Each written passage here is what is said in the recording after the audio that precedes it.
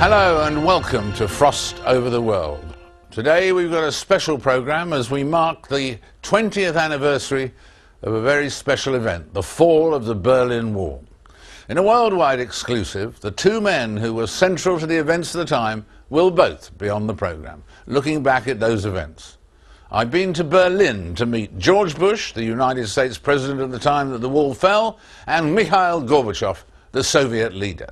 We'll also hear from Miklos Nemeth, the man who tore down the Iron Curtain in Hungary. And I'll speak to Hollywood's own David Hasselhoff, whose song at the time, Looking for Freedom, became a veritable anthem for young German protesters. But first, let's put Europe 1989 in context. And we've commissioned a model, not that sort of model, but this sort of model, to show how it looked. East and West were divided by what was known then as the Iron Curtain.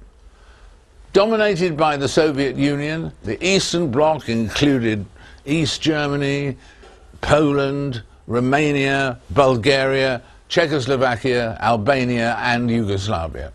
And this is Berlin. That represents Berlin. And it was on this border, these borders along the Iron Curtain, was where East met West. And you can see right here the reason why Berlin became such a focal point of East-West relations from the end of the Second World War. The city is deep inside what was East Germany. And so Western Berlin was a Western enclave, but it was behind the Iron Curtain. When on the 9th of November 1989 the borders were open and the wall effectively fell, it was to be only a matter of time before Berlin was officially reunited. Today, only small parts of the 87-mile-long wall survive. It's no longer a target for graffiti, but it remains a symbol of protest. The murals today highlight concerns including racism, hunger and poverty.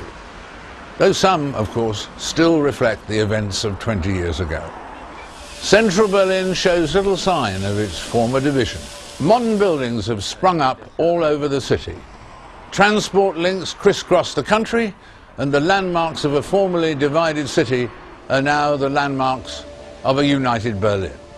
And it was here in Berlin earlier this week that I talked to George Bush, who was the President of the United States on November the 9th, 1989. Mr. President, it's great to see you again. Great to see you again.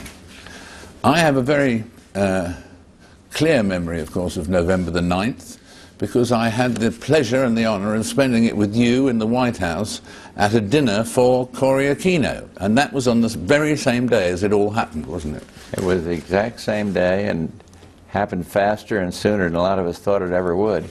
Yeah. And yeah, it was quicker than... You'd predicted it would happen within, in an earlier interview, it would happen within your presidency, but it happened within 8 weeks of your saying that. That's right, and it didn't, I would say a lot of people were totally surprised. I can't say we saw it coming that fast, though. It was quick, quick, quick, quick. Why did it fall apart so quickly? Once the East Germans saw that they could breach the wall without getting clobbered by the Stasi, it just flowed over. The taste of freedom was so strong, David, that they get across the wall and then just kept going. It was amazing. And I mean, was that the moment that you realized that the Cold War was over?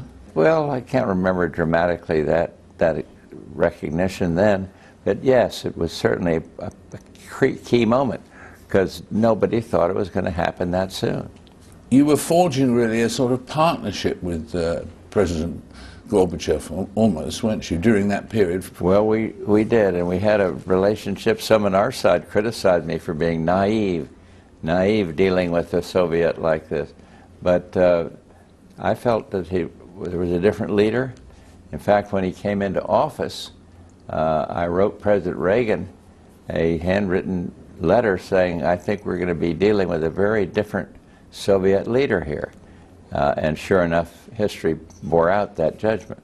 In terms of what happened next and so on, I mean, once this had happened on November the 9th, then it was sort of almost dominoes falling after that, That's wasn't right. it? And it really the was. next day was Bulgaria, and Oh yeah, and all the parts of the Soviet Union fell apart and went the democracy route.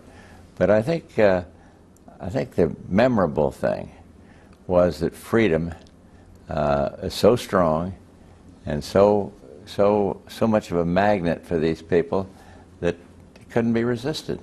And you had a great reaction, didn't you, when you went to Hungary too? Well, Hungary is a good part of this, and Poland. People forget all these countries were involved, and you know, looking for their own freedom. But yes, I remember that in Hungary. And in fact, that was where you tore up your speech, wasn't it? Well, that was the nicest thing I've ever done for the Hungarian people. It was an icy cold day.